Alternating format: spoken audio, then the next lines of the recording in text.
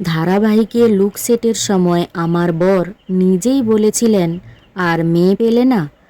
বললেন অভিনেত্রী শ্রুতি দাস।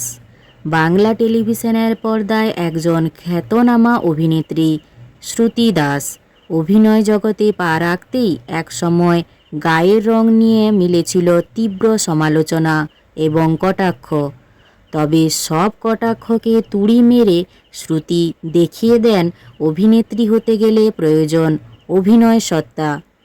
এমনকি পরিচালক স্বর্ণেন্দু সমাদ্দারকে বিয়ে করলেও ধেয়ে আসে কটাক্ষ।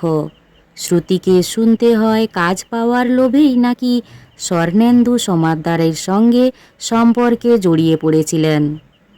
তবে অভিনেত্রী রাতারাতি জনপ্রিয়তার পেছনে তার স্বামী স্বর্ণেন্দু সমাদ্দার নয়, রয়েছেন সাহানা দত্তের অবদান।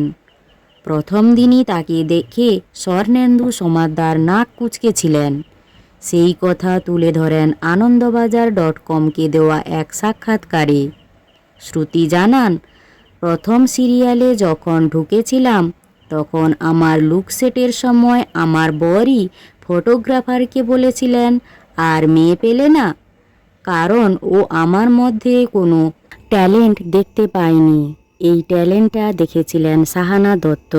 এই ট্যালেন্টের নিরিখেই তিনি বলেছিলেন, ত্রিনয়নী করলে শ্রুতি দাসই করবে, না হলে কেউ করবে না। আমার কাছে ইন্ডাস্ট্রিতে তিনি সবার উপরে, তারপর স্বর্ণেন্দু সমাদ্দার। সবাই তো বলেন স্বর্ণেন্দু সমাদ্দার টেনে এনেছেন, কিন্তু আমার কাছে সাহানা দত্ত সেই মানুষটা যে ইন্ডাস্ট্রিতে আমাকে জন্ম দিয়েছেন। পুরানো অভিজ্ঞতার কথা বলতে গিয়ে শ্রুতি বলেন, প্রথম মেগাতে রূপটান শিল্পী আমার গায়ের রং নিয়ে কটাক্ষ করেছিলেন। যদিও তিনি আর এখন জীবিত নেই। তিনি বলেছিলেন, তুই না একদম চিন্তা করবি না, তোকে গায়ের রং নিয়ে অনেকে অনেক কথা বলবে।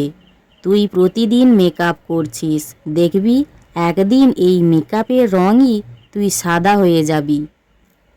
অভিনেত্রীর কথায়, দেশের মাটি সিরিয়াল করতে গেলাম, সেখানে এক মেকআপ আর্টিস্ট বলেন, হিরোইনের গলায় আর হাতে মেকআপ করতে করতেই তো প্যানস্টিক শেষ হয়ে যাচ্ছে।